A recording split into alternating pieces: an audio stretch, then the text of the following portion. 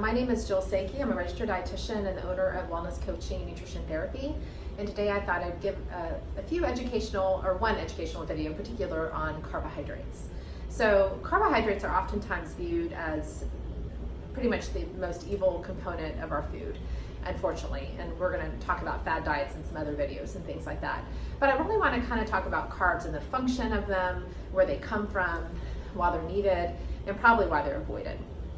So carbohydrates come from our food, in particular breads, pasta, fruit has carbohydrate, starchy vegetables like potatoes and peas, milk has milk sugar in it, quote unquote. And so when we eat those foods, it starts in our mouth, it goes into our esophagus and our stomach, turns that up more, goes into our small intestines, and the final product is glucose, and that is what is absorbed into our bloodstream. And you've probably heard of that on some of the labs that you've gotten in the doctor called blood glucose, and that is from the foods that we eat.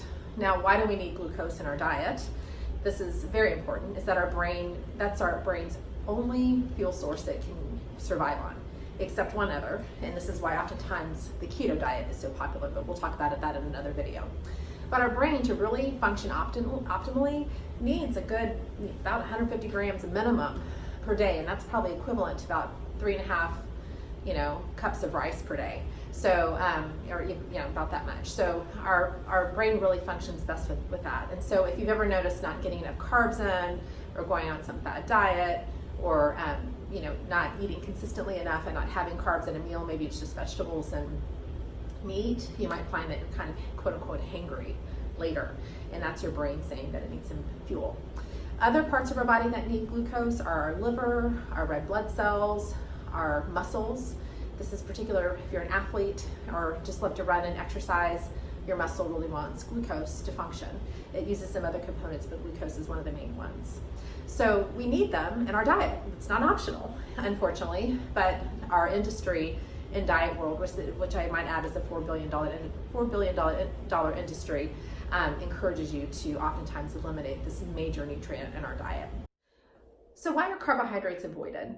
Well, when our bodies do not have carbohydrates, in particular glucose, in our diet, our body begins to revert to another system called ketones. And so that is formed by our body breaking down body fat to make ketones in our body. And that also can fuel our brain very temporarily. And so this is oftentimes where the diet industry has you reduce carbohydrates because you begin to lose body fat very rapidly. As I mentioned, our brains cannot function without glucose long term. So this is not sustainable. You cannot be on a keto diet or any restricted carbohydrate diet long term. It's just not at all healthy for you. So, but this is why this is oftentimes one of the nutrients that is avoided. It is also the nutrient that oftentimes people tend to overeat or eat emotionally.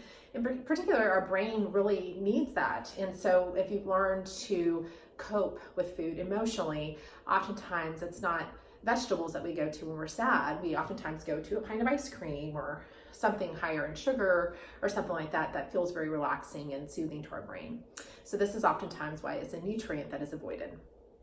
So if you'd like more information, please visit our website at www.wcandnt.com right at the bottom of the screen. Thanks so much for joining. Have a good day.